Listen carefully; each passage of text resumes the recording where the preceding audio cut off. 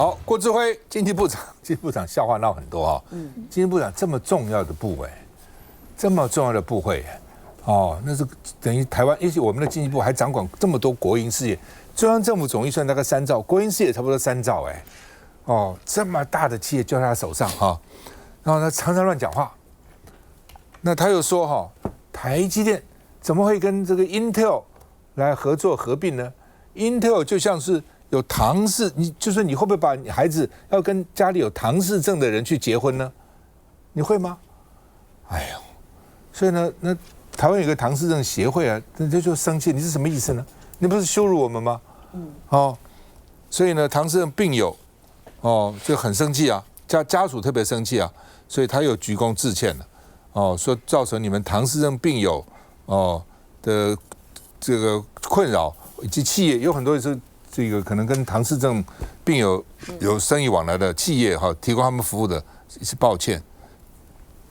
那另外呢，联合报也说呢，你欠缺对弱势跟对国家的同理心，所以呢，赖政府要清楚表明，他还继续干吗？还继续干吗？而且呢，没有干以前，大家认为说他可能这能源政策第一个企业界来的比较了解企业的痛苦，第二个呢，这个因为现在全世界很多都用企业界人士就觉得说，这些人可能了解，因为很多国家经济都不好嘛，也许对经济会有点帮助法国现在用新总理也是嘛那这个银行家出来的那这个德国很多原来排斥企业界，现在慢慢用比较多，美国也是嘛，川普用一堆所以呢，这个就觉得郭志辉来可能对台湾的企业有帮助，就来也没啊。然后说他可能对能源可能会改变赖政府的能源政策因为企业界都主张用核能嘛，分散能源嘛不要集中冒险在一两个这个来源上面嘛那他上台后也没有了大家觉得经济部好爽以前呢什么理念了什么都丢一边算了，拍民进党马屁就好了那所以黄国昌也说呢，不适任，而且不知进退，所以应该立即撤换那另外呢，这个连民进党的林月琴委员都说他说呢反歧视他有歧视他没有反歧视素养。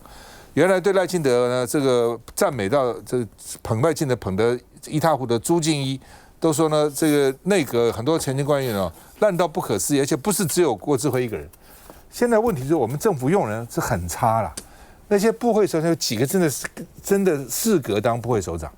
像以前什么这个李国鼎啊，对不对？孙运璇啊、赵耀东这些人在哪里呢？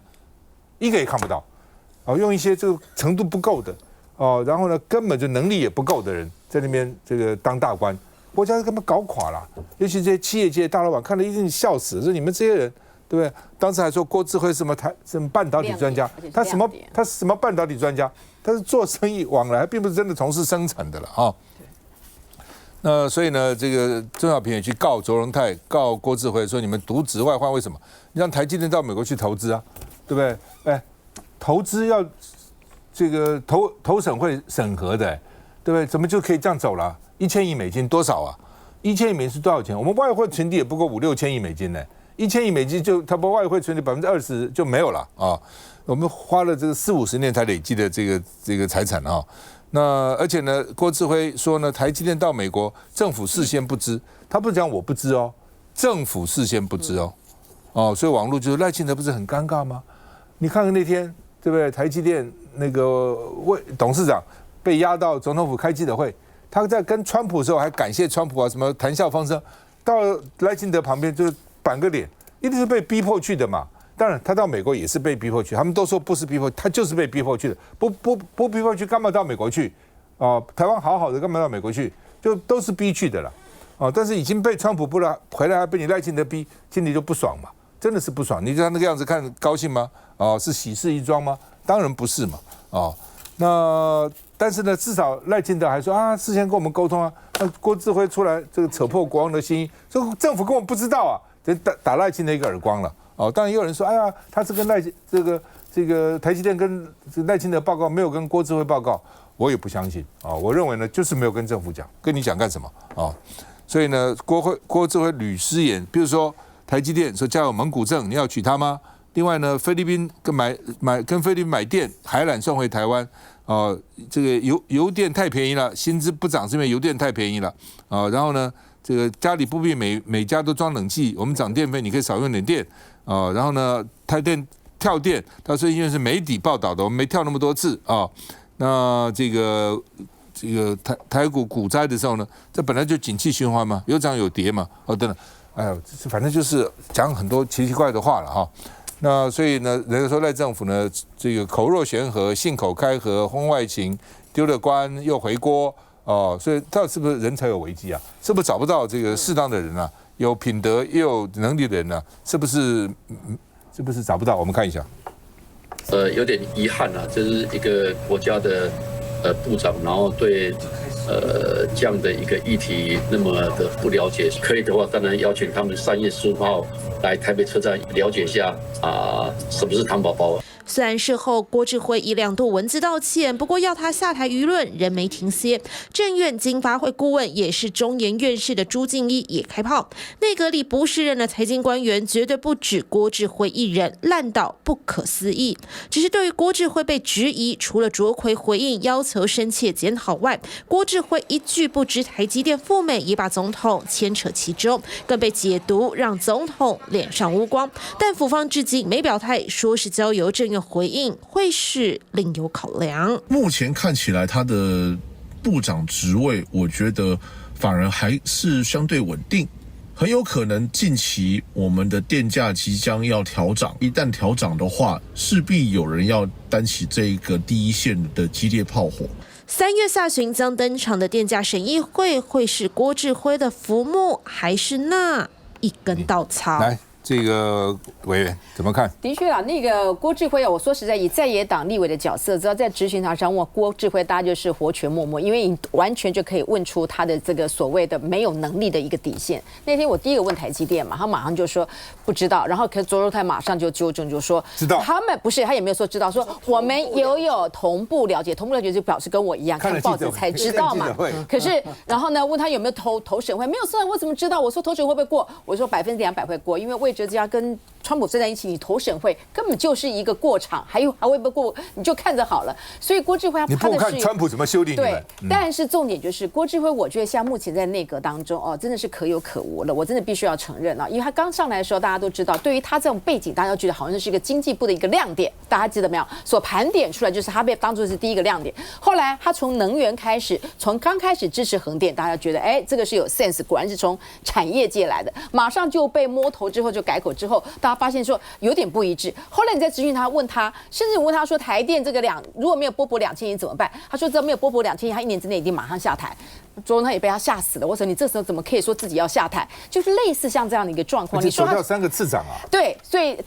说你就可以看得出来嘛。以这样的经济部长，我觉得目前来说是因为他们没有找到可以胜任的人，所以他不胜任。但是民进党现在目前为止，经济部现在面临的能源的问题，面临所有的问题，面临台积电的问题，没有2把刷子，谁敢站在第一线被立委这样的质询？因为找不到人，所以把他放在那个地方。可是当他的这个所谓的失言越来越多的时候，我觉得民进党政府现在一个人冒雷邪，讨一个冒雷邪的。我觉得郭志辉真的是不在状况之下，最重要的是他自己不认为他自己是个失能的人，他自己不这么认为。我觉得这才是一个政府目前整个的官员里面最大的问题，就是不认为自己没有能力，还要硬凹，然后呢也找不到人才，然后整个的台湾的整个的政务的推动，目前就是面到一个非常大的一个瓶颈嘛。郭志辉说：“我为什么要辞职？放眼望去，内阁比我好的有几个？我算不错了，比你们好，你们都不辞，我干嘛辞？一定这样想嘛。”继续再回来。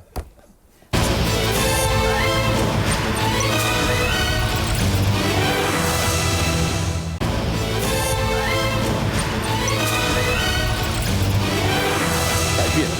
好吧？到底呢会不会呢？这个倒阁，所以倒阁不是真的倒阁，因为倒这个阁什么意思呢？对不对？你行政院长跟那个随便就可以换嘛，用过即丢嘛哈。就是说倒阁以后呢，就解散国会，全面改选。民进党以前不是讲吗？你们怕什么？我们这个大罢免，你们就改选就好了，全面改选了等等哈。那所以呢，到底要不要全面改选？原来蓝营是不愿意的了，但听说里面现在也有不同的声音出来了，觉得与其大罢免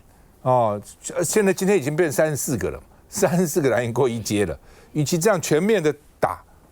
还不如呢干脆，尤其现在名气可用哦，你看台湾会不会今日乌克兰，明日台湾呐？哦，赖清德会变成赖伦斯基啊？哦，然后呢，这个乌克兰多惨啊？哦，等等哈。那台积电被逼到美国去啦？哦，又传出兵役要延长到2年啊，又传出女性也要当兵啊，等等，很多消息啊，其实对民进党很不利的哦，真的是，就大环境其实有改变，所以国民党里面据说也有不同的看法了哈。那你现在搞34个罢免，整个不是跟重选一样吗？然后每一个委员劳民伤财哈。只有民进党的不用选。好，那么这个要再选。所以呢，这个为了封杀大罢免哈，蓝营呢在沙盆退要不要倒戈了？哦，所以这样的话呢，也许民进党算一算，做个民调发觉哈，他不见得在这个时候对他不见得有利了哈。那另外呢，这个国民党否认没有，我们从来没有讨论这个事情，没讨论啊，只有风声跑出来啊。那林俊宪说呢，国民党不敢。那主要是民众党不会答应啊，那不会答应，要1/3提案通过一半以上通过才可以的，啊，所以要表决通过倒阁，一定要民众党同意啊。黄国昌不是笨蛋哦，白营如果配合会被团灭啊，就是白营现在有8个不分区，到时候可能没有了啊，因为柯文哲也不在了啊。那另外呢，这个朱立伦说呢，我们要用反废死，用公投来应战啊，而且要到各地去宣讲啊。那另外呢，这个蓝营刚刚讲嘛，今天又通过2个，陈超明、邱正军罢免达标，所以第一阶段有34。那国民党罢免率还是0，我相信不会是0了，最后不会是0了哈。那另外呢说呢，这个内部的民调呢，王宏威啊等3个人呢，说蛮危险的哦，叶元之、黄建斌、王宏威列为危险名单了哈。那当事人也承认，王宏威也承认，为什么？你说你不危险才麻烦呢？选举啊，越危险其实越好哦。你说越没问题，很多人觉得没问题，后来就落选了啊。好，我们看一下。现在我是没有听过说这个朱主席准备万一35席通通要被罢，然后进入第3阶段，是不是用来发动倒戈？这个事情牵涉的层面太广。我想讲的是，民进党是第一招创世界民主国家首恶例啊，就是选输了翻桌，然后一定要再重新罢免改选到他过半。来，到底怎样？来，嘉玉怎么看？确实啊，以现在国民党的状况来讲哦，这个区域立委加不分区大概是52席嘛，不分区是13席，所以几乎全面面临被罢免的命运。第3阶段大概现在34席，那再加上基隆的林佩祥也可能很快会过，所以有可能就提高到35，甚至更多。那朱立伦所面临的挑战就是他自己这个监军不利嘛，他本来想要发动的罢免一个都没有成功，那自己的国民党现在这个后方失火，连这个王宏威本来也认为自己老神在在，现在民调也列入危险了，那就代表整体的气势是有受到影响，而且一旦被罢免掉之后，这些蓝委就不能选了。那对于这些蓝委来讲，现在台面上的可能都是那个选区最强的，所以当然对朱立伦来讲，这个算盘打一打，这个政治精算师会觉得说，与其这样，不如我自己先发动这个倒阁解散国会，可能顺势还可以吸收掉民众党的不分区，那这样对国民党整体的席次是增加，然后我又能够保持我的气势哦，可能朱立伦想的是这样，但是问题是，他这样子的一个算盘，民众党会不会配合？民进党会不会配合？那如果真的走向了这个局面的话，这个好像就是当初我们柯建铭总召所预言的国会这个解散、全面改选、罢免韩国瑜，所以不要再说柯总召怎么样，我觉得柯总召才是最有智慧的人。是，一切都照着你这样子讲，柯总召也不会把眼睛放到你身上，照着他的算盘在走啊。柯总召明天马上这个，马上看到你，给你一个国营事业可以做。会见这个嘉宇，来，季凯。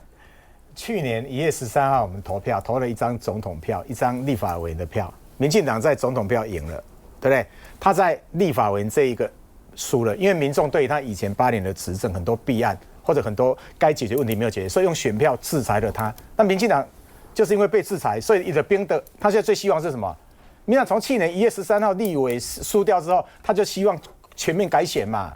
结果现在国民党或者是某些人真的要去推一个倒阁，然后弄到民进党去推动整个国会全面改革，这国会全面都要改选吗？而且里面是不是有一个很大的风险？我要提醒一下，如果是很多民众认为是国民党本来应该人家来罢免你的时候，你不要搞到什么32-0，你本身要做的应该是很好的，你现在赶快去补破网啊，增强你的战力啊，对不对？你那要来罢免我每一个人，我都强力去捍卫，就像去年这个基隆市长的选举一样嘛。谢国良民进党有得到什么便宜吗？谢国良一开始也是有点危险性的，可是当你全力去捍卫的时候，国民党跟谢国良变得更强我觉得国民党现在要做的应该是去强化，就是说我不怕你罢免，你要的话过来，我要把你民进党教训得更惨啊！事情我们在讨论，不是大部分除了那个板桥叶元之比较危险之外，看起来也不大可能说什么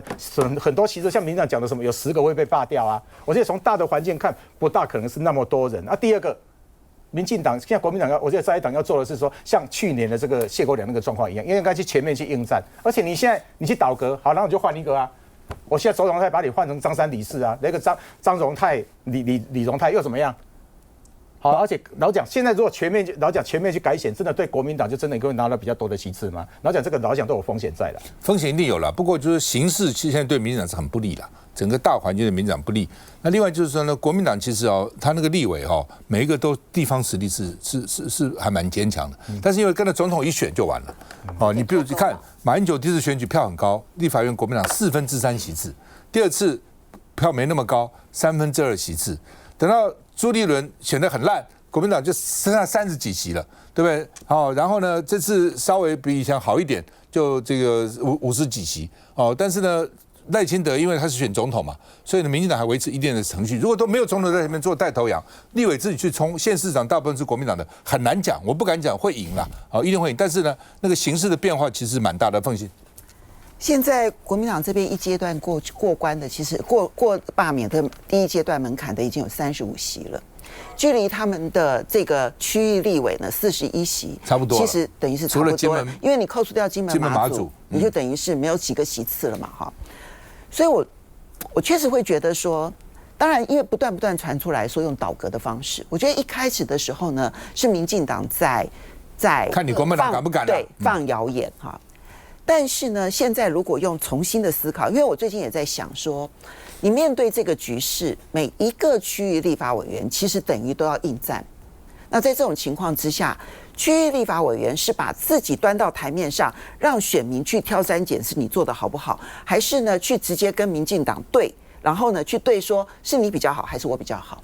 到底哪一种情况会比较有利？因为既然都要经过一次重新选举，不管是用罢免的方式，或者倒阁之后的重新选举，其实它就是一次重新选举。那什么样的选举形态是比较有利的？我觉得这确实是可以思考。好，那我会建议是说，如果国民党在这个时候真的有在思考这个问题的话，那他必须快，利弊得失很快的分析完了之后，然后第二阶段就是他必须要把他的诉求点说清楚。那诉求点是什么？因为既然你要面对的是恶霸，那我们就告诉大家说，谁更适合国会议员，我们大家重新来一次。那所有的你民进党的，我国民党的，我们就不用经过什么罢免啦，万一过了之后还要再改选，不用，大家一次性的解决，然后处理这一次的这个民意的问题。那第三个部分呢，其实你就是要把你认为赖清德倒行逆施的事情，所有的东西通通都准备好。第五，你确实必须要跟民众党达成一定的共识默契。那民众党因为都是不分区，那民众党要怎么样确保他的8席之外，干脆就帮助他在区域立委的部分，现在是民进党的部分，然后但是呢，那么当初国民党加民众党加起来的这个得票数是超过民进党的，那就礼让民众党，用这样子的方式，它会形成一个更强而有力的合作态势。我觉得这未尝不可。不过，既然要做，你就必须要一次说清楚，不要再搞一个以霸制霸，到最后就是草草的在这边行事，反而让整个支持者失望。所以我觉得不是不可行，但是要做就必须要把所有的事情很快的衡量好，它不需要太久的时间。3天之内绝对可以做很好的决策。再搞下去以霸制霸就变成笑话了。是35-0，但是国民党霸立委不会是0啦。对了，我相信台北那个双吴是会打第一阶段会过了，也35-9而已啊，对，9都比不到了，都不到了，可是可能35-5啦，或者呢也差不多。而且还有第二阶段的联署，那更困难。那麻烦是说，一旦发动全面罢免以后呢，就只看到国民党人在那边阻挡。民进党好整以暇嘛。反正嘛，你们罢不了我嘛。他完全根本你一阶二阶通过不了几个嘛。那国民党可能我看到起码20-30个会被通过2阶，就是全部在那边应付选战。民进党那边这个看好戏，就变成这样子啊。所以不是说一定要全面改选，其实我早就在想这个问题啊。但是要仔细思考，利弊得失权衡，要仔细的思考。续下再回来。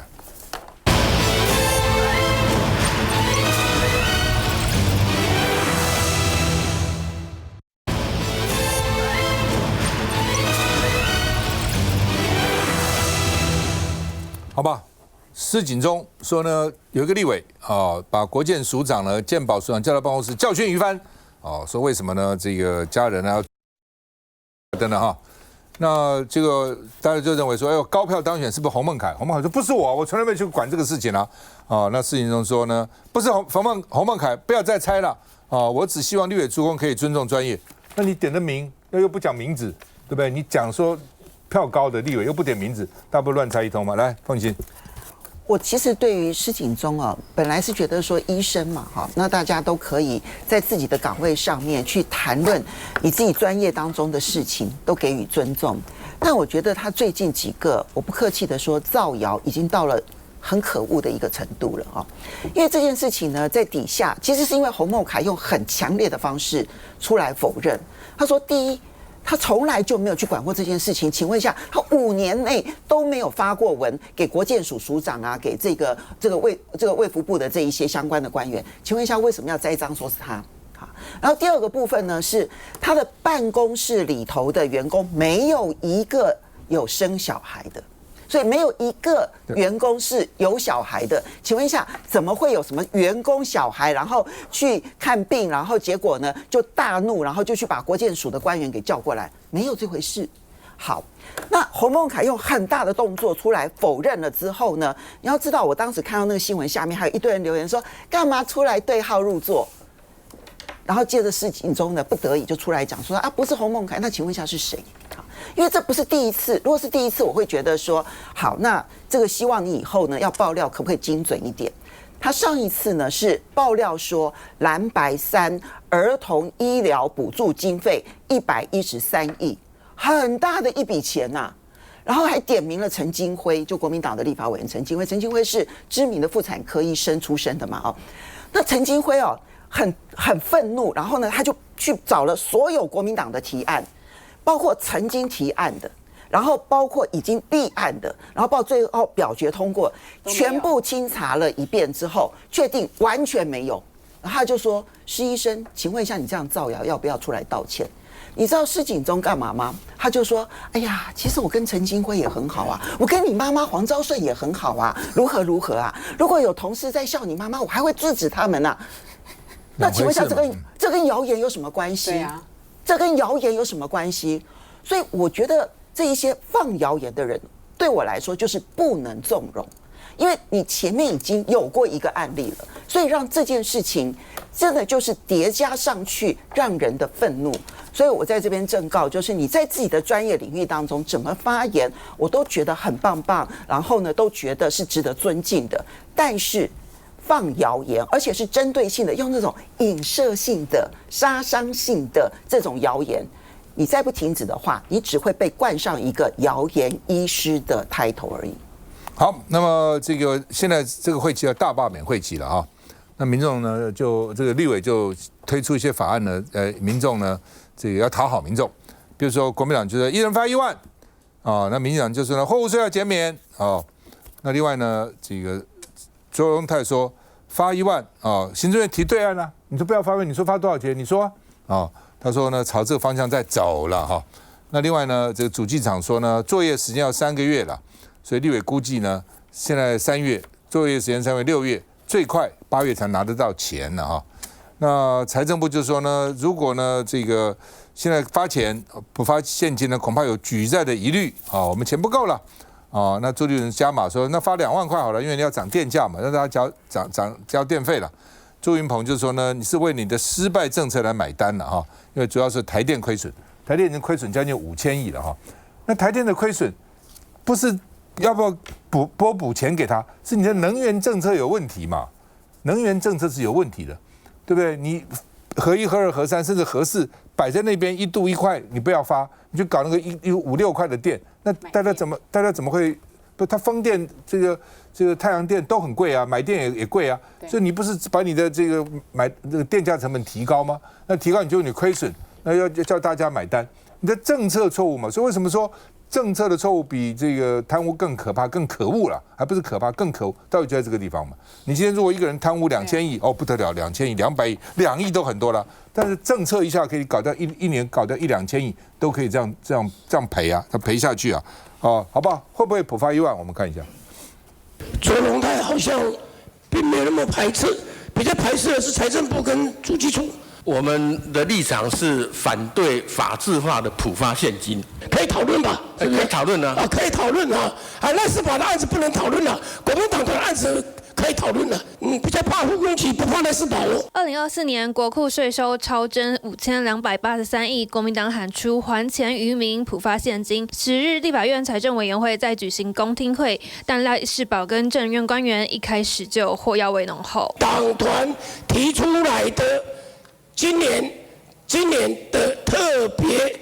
等于是特别要发1万块，这个事情有讨论空间。赖士宝的提案没有讨论空间，我们没有这样的意思。国民党团7日端出草案，想让还税于民成为法制化，并于院会一读复委，只要超征20%就得普发现金。但绿委认为，国民党此时提出草案又与大罢免脱不了关系。要这个缓解大罢免后，我认为是没有什么样的效果的。但即使草案通过，最快民众也要在今年8月之后才可能拿到1万元。条例通过到发钱多久时间？差不多至少要3个月以上。如果5月通过，不要13个月，8月、9月了，差不多这个样子了。不过蓝委就质疑政院官员跟行政院长卓荣泰不同调，全部花给国人，大家一定100%赞成。财政收入的每1块钱都是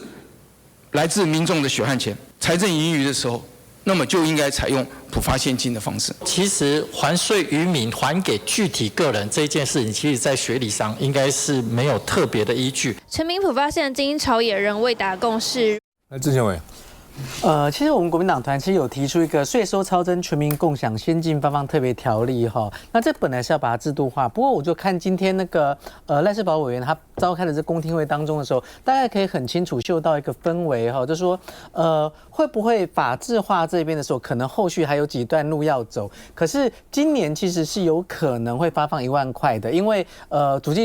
计处他们这边在讲说其实不需要制度化，不是制度化，就今年他可以用专案的方式去做哈。那我这边大概提出一个数字出来哈，就是说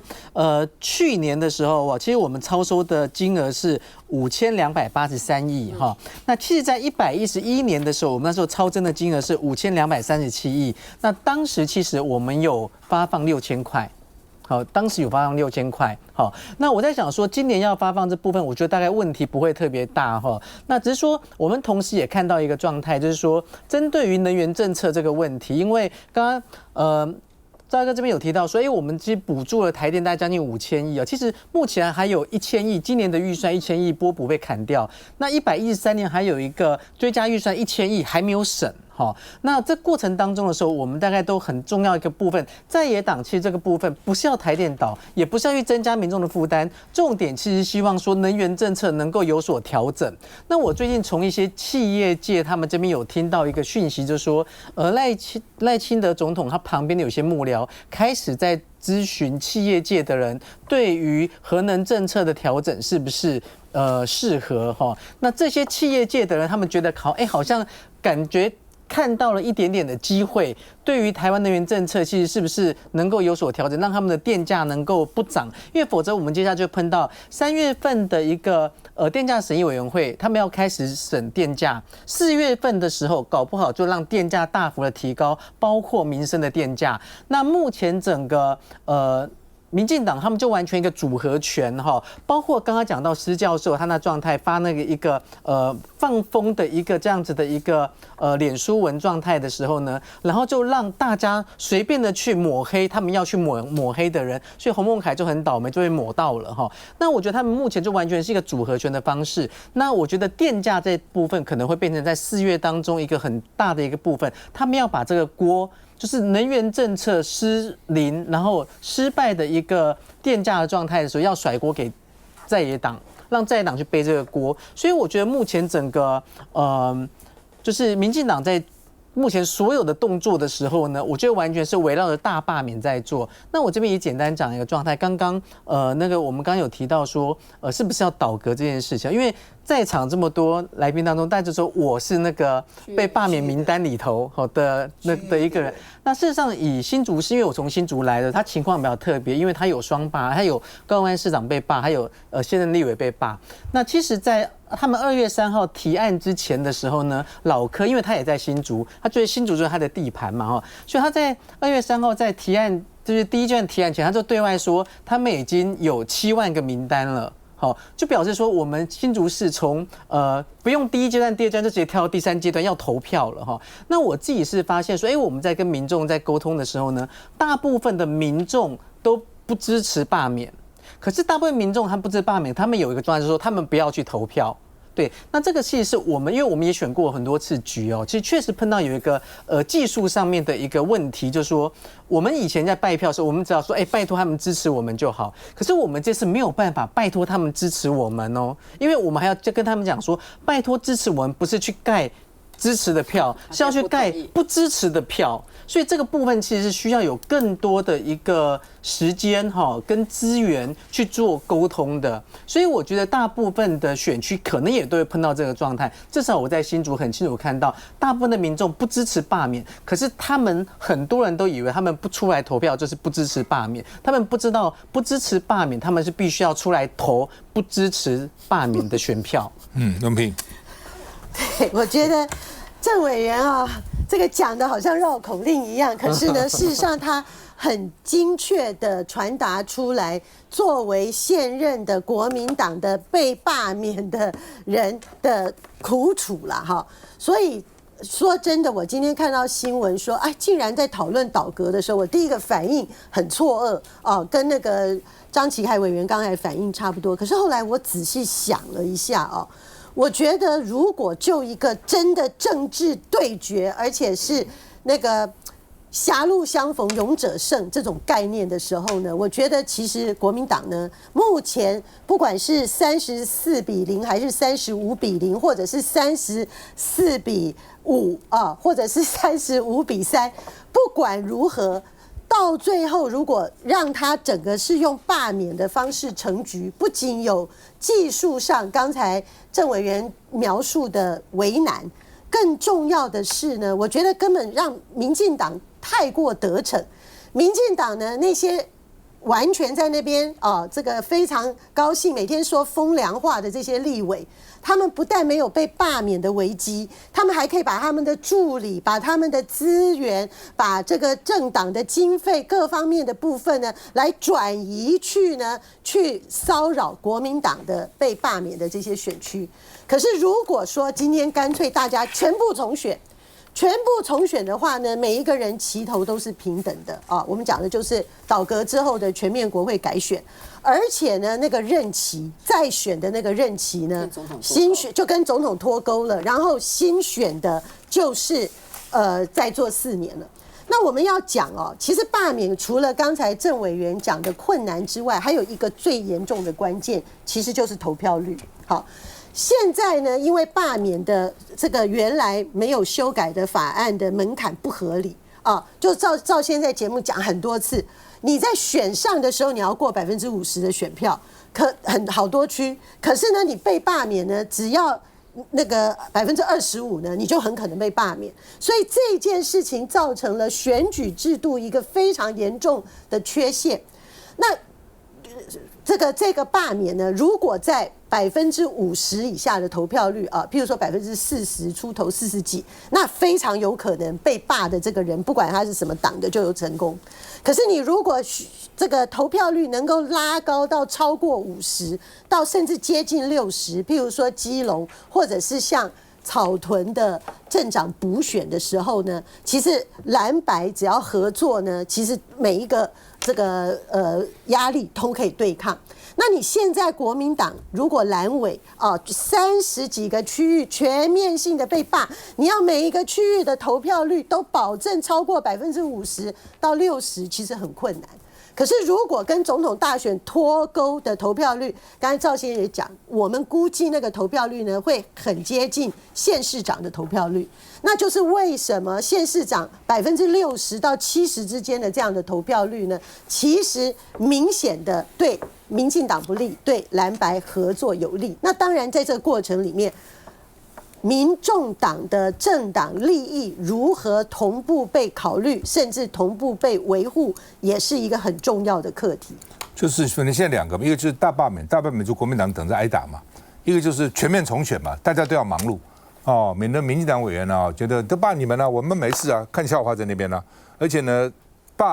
假如说当选要9万票，罢免只要6万票，罢免比较容易了。哦，所以到底要怎么样？要打一个彻底的这个大战，还是呢就是挨打防守？那就要仔细考虑了。休息一下再回来。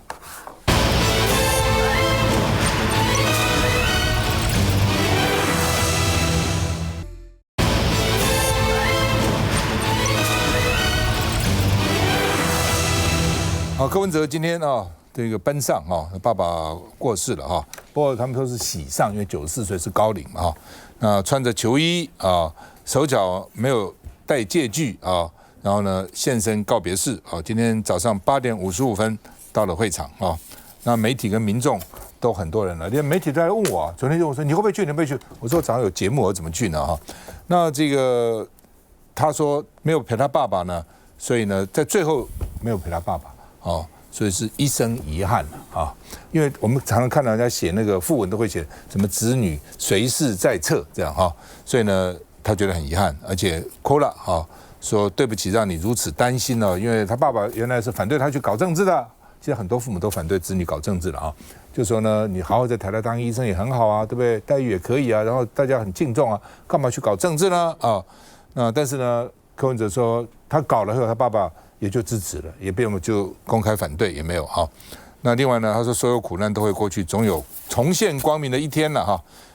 他柯文哲因为念了祭文以后呢，告别会场，陈佩琪呢就泪崩大喊说司法不公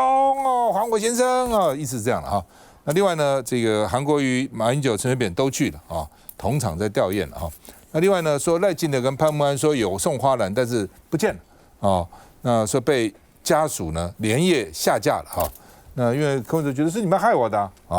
那说总统府要派人参加柯爸爸的告别式，被拒绝了。柯美人证实说呢，婉拒赖清德的花篮，所以也送花篮也婉拒了。到底送了被人家拿掉了，还是根本没送，还是要送被拒绝了民众党发言人说呢，总统府如果说有送到，就感谢你们，这边你们讲你们说有送到，我们就感谢你们那这个韩国瑜是全程待在那里的说在柯家最伤心无助的时候多陪一下那我们看一下。当我可能参选台北市长的消息传开以后，我父亲从新竹搭车到台北，跑去台大医院劝我好好当医生。他说我在28失去父亲，我不要再失去儿子了。没戴眼镜的柯文哲擤着鼻涕，边哭边念着家祭文。去年8月，父亲在出院的时候，我因为各种司法罗织的罪名遭到收手羁押。身为一个急重症医师，行医30年，我竟然在我父亲最需要我的时候，没有办法亲自照料，为父亲的病情做处置。柯文哲逼近溃堤，几度哭到无法再说下去。连我父亲去世的消息，都是隔了一天，律师到台北看守所律见的时候才告诉我。我悬在心中好几天的不安，终于发生了。父亲终于撑不到，我可以回去陪伴他，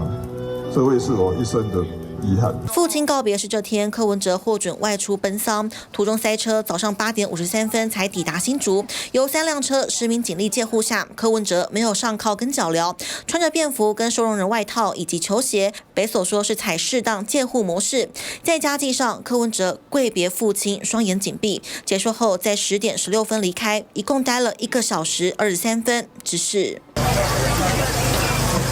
陈佩琪泪崩，紧紧抱着柯文哲，不想让他离开。柯文哲轻轻拍着他的背安抚，但还是只能放手。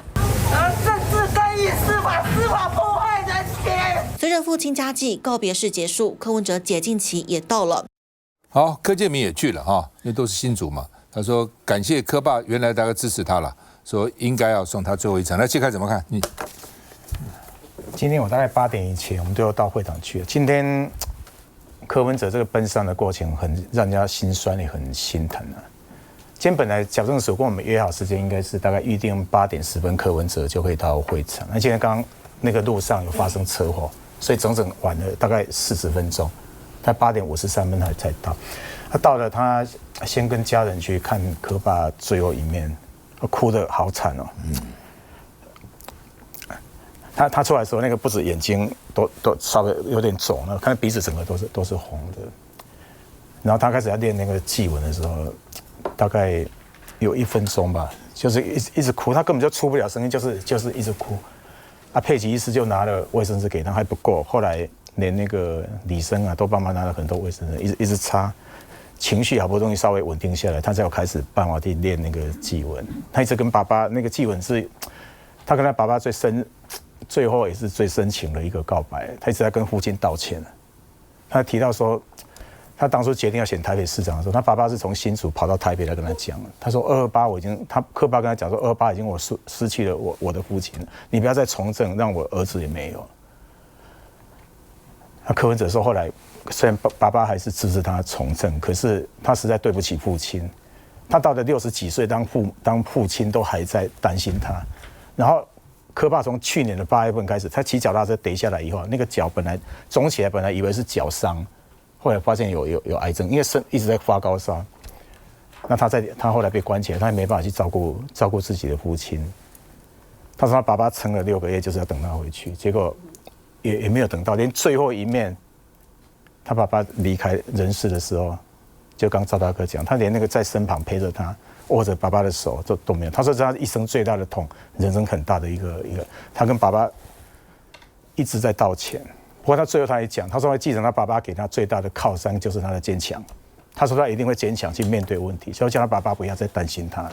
他听了真的好心酸啊。不过我们真的也要谢谢了。今天韩国瑜韩院长。他大概在家祭的中程，他就已经来。我们本来公祭是预定9点40开始，大概9点半不到，韩院长就来了。然后整个公祭的过程有1个半小时，等于他在那边整整坐了2个小时。好，第一个上来公祭的是陈水扁陈总统，马英九马总统，第3个就是韩院长带我们所有。今天谢谢今天现在的志恩跟郑权今天都有来，今天国民党很多立委都有来，20多位。我们谢谢这个韩院长跟所有来的立委，还有傅昆萁副总召。那我看得很感动的是，韩院长真的是有情有义了。他第3个，他公祭完之后，我本来已经要送他出去了。他说：“七凯，你等我一下，我要去陪一下柯妈跟佩琪。”然后到后来，他一直坐在那边2个小时了。要离开的时候，他去柯妈质疑的时候，他跟柯妈讲说：“你身体要照顾好，家里有事情我们就会力挺。”我觉得今天民众党把整个的这个仪式哈，其实说实在，真的做得很圆满，也让人家很感动，每一个细节都已经顾虑到，所以我相信他们对于这个柯家已经提出最大的支持，这是我们大家都看在心里的。但是我真的觉得，就是说柯文哲最后那一句话，就是他身为一个急诊室的医师，却在爸爸最需要急救的时候，还没有办法在现场。我觉得那句话说完，大家其实真的是非常的感伤，而且在最后的时候，就是公祭要开始之前。